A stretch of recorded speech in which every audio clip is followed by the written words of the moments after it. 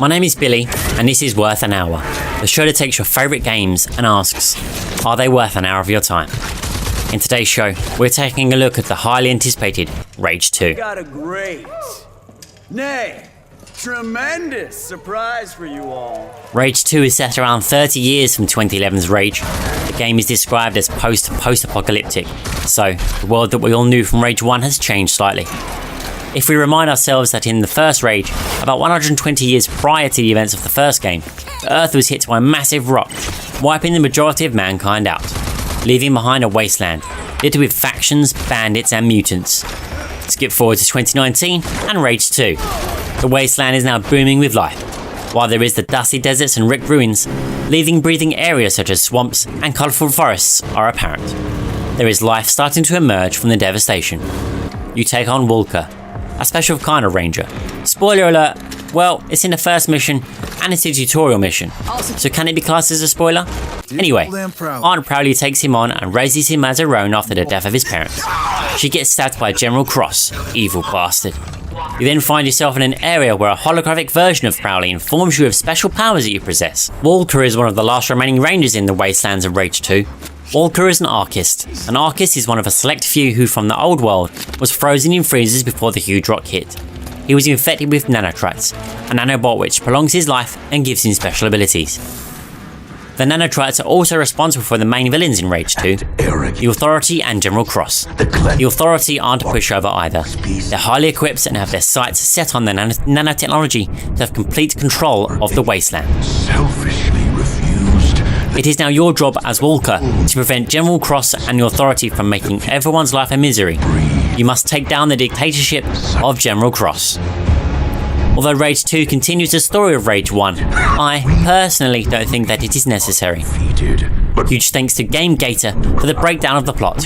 You can find a very impressive write-up of Rage 2 by clicking the link below. Childish attempts at order from chaos, and we grew strong. Our science, our expertise, all aligned, all with one sole purpose: the surgical culling of the weak. Man reborn! We tear down the defenses. We take their compounds. We take the arcs. We raise their settlements and townships to the ground. Tonight marks the beginning of the cleansing. Tonight marks the rebirth of the Authority! Firstly, the game looks fantastic. I played this on a PlayStation 4 Slim and not the Pro, and it still looks great.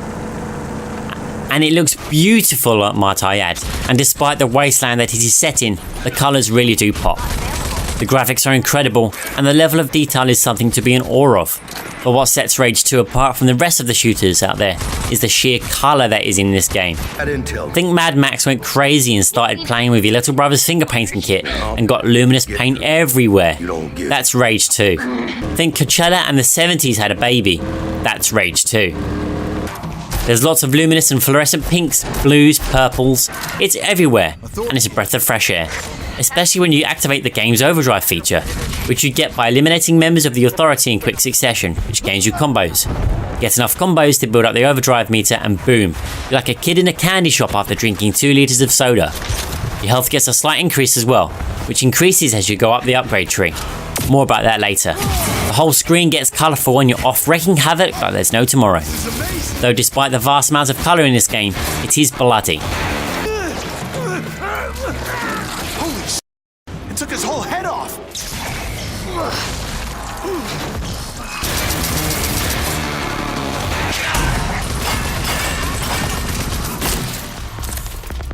Very exclusive. Now, understanding all the different characters within the game can be a little bit difficult for some, but what I especially liked in Rage 2 is that each time a character's relevance was introduced to you, before they tell you what they want from you, there's a very short breakdown from Walker himself, detailing who this person is and why they're important.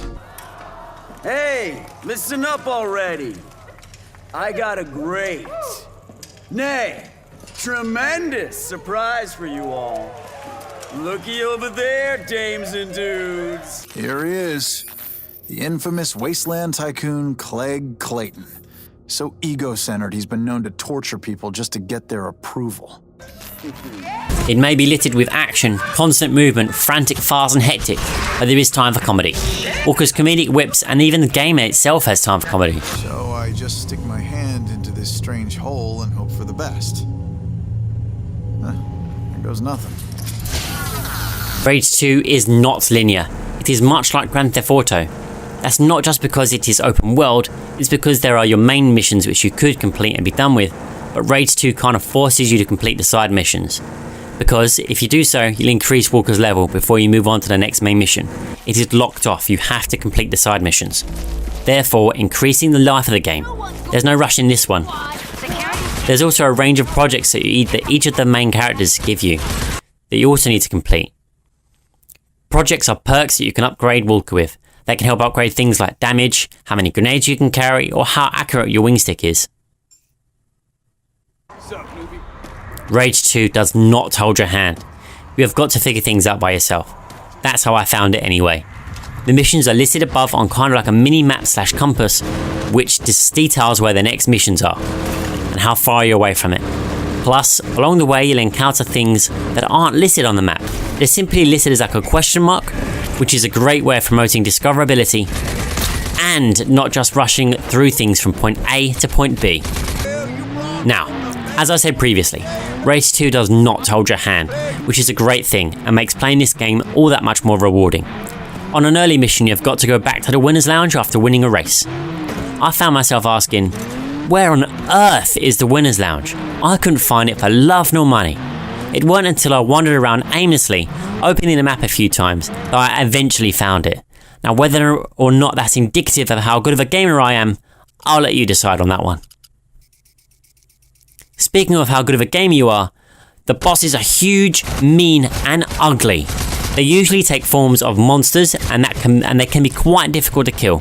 It all depends on how good of a gamer you are. I personally didn't find them too difficult to kill. It was more the little minions around them that got me more. I found myself getting my rear end handed to me on more than one occasion from those little bastards. As I did when trying to take down various strongholds, I found the mistake of trying to take out a high difficulty of enemy. Now the enemy of the stronghold is listed on the side of the screen, letting you know whether or not to take them on. Kind of like a warning to think, you may want to think twice about this one. And I did find myself giving up on more than one occasion here.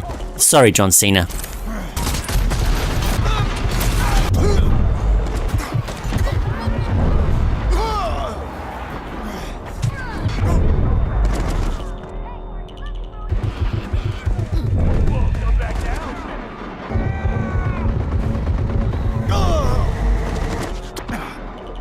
Lastly, vehicles. You'll be using them a lot. You can fast travel, sure, but I think it's better to use a massive monster truck or a gun-enabled car. It's just so much more fun to drive in a barren wasteland, doing whatever doing whatever you want, really. Point to note, use your nitrous. I didn't realise there was a boost button for a while, and was wondering why the car felt so slow. So, do use your nitrous. You're gonna need it. Overall, Rage 2 is definitely worth an hour of your time. Many hours of your time, in fact. Pick it up, you will not regret it. It's frantic, it's hectic, it's barrels of fun. Insanely fun. I can't stress that enough. I've been Billy from How to Kill an Hour, and this has been Worth an Hour. Keep an eye on howtokillanhour.com for more. When do I start? Scritch, scratch. We got your John H. and we good to go.